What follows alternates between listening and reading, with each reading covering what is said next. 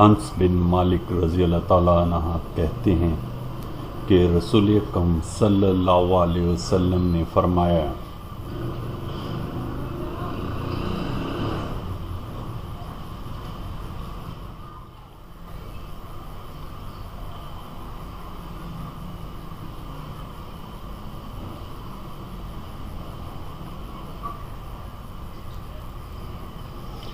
جس نے 3 بار جنت مانگی تو جنت نے کہا، اے اللہ اسے جنت میں داخل فرما، اور جس نے 3 بار جہنم سے پناہ مانگی تو جہنم نے کہا، اے اللہ اس کو جہنم سے پناہ دے۔